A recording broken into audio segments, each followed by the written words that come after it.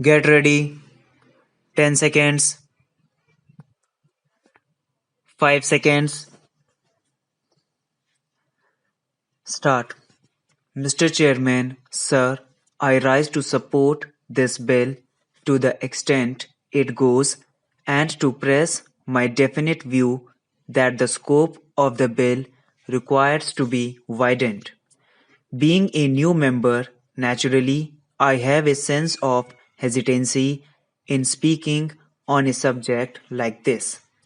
All the same, I should like here to express my sense of gratification for having been allowed this opportunity to make my first speech here on a measure which seeks to extend the freedom of the press and by so extending the freedom of the press gives added opportunities and facilities to the people of our country to better shoulder the responsibilities of democracy.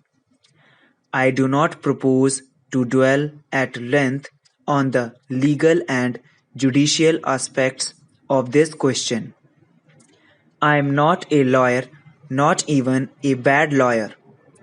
After all, the speeches that have been made in the other house and also after the speech by the distinguished mover of the bill here, it becomes unnecessary for me to dwell at length on the legal aspects. But I have been a journalist and a newspaper man all along. And with the practical experience of a journalist, I hasten to support this bill. What has been my experience as a journalist? Of course, I get the proceedings of Parliament published, reports of the proceedings of Parliament. I get the Estimates Committee reports and the Public Accounts Committee reports, although after a considerable lapse of time. I scan the pages and I find so much well-deserved exposure of the doings of officials, especially all sorts of shady transactions, how public money has been embezzled, and that sort of thing.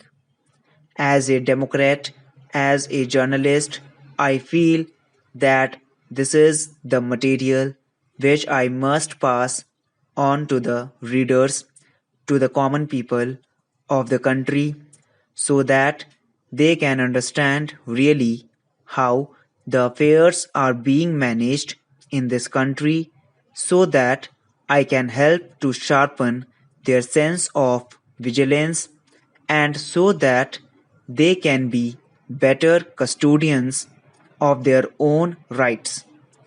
But then I cannot do it because as a newspaperman I do not enjoy the immunity which members of parliament enjoy. All this time the newspapermen have been smarting under this restraint. They cannot discharge their responsibilities to the public. They cannot educate public opinion on the affairs of this country. This has been so. We are no longer concerned with the police state. Our concepts regarding the state are changing. We are no longer concerned merely with the maintenance of law and order or a few officials or ministers. We are thinking of a social welfare state. We are talking of advancing towards socialism. All these mean that we are increasingly obliged to lay our hands on vested interests, on special privileges. We are enlarging the responsibilities and rights of the common people. When we lay our hands on special privileges and when we touch vested interests, it is quite natural that they have recourse to all sorts of devious ways just to perpetuate their special interests and cheat the public to gain their private ends to the detriment of the general interests of the society. Recently, we have had many instances in Parliament itself.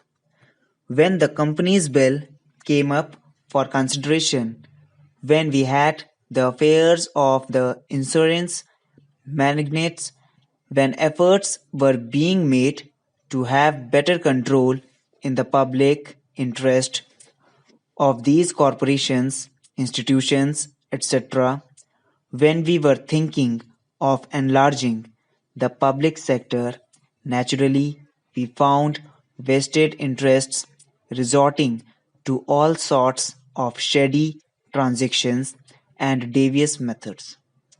Now, when in Parliament members make such well-deserved exposures, it is necessary that all this information must be passed on to the people of the country, to our electors, through the medium of newspapers. If we conceal this information from the public, we will not be playing fair by the electoral. The honorable mover of the bill referred to the outstanding judgment in the Wazen versus Walter case. I think it was in 1880, and ever since that outstanding Chief Justice judgment, the newspapers in the United Kingdom enjoy that right not only in respect of publication of the proceedings of Parliament, but even in respect of borough councils, country councils, etc. And I think in 1952 they got this protection insofar as publication of reports of even the parliaments of Commonwealth countries are connected. From the pamphlet published here, I have come to understand that even in the United States of America, not only in regard to the publication of proceedings of the Congress, but also in regard to the state legislatures, this protection extends to newspapermen. The judgment of Cockburn was in 1860. It is almost 88 years now, and all this time the press in other countries has been enjoying this privilege.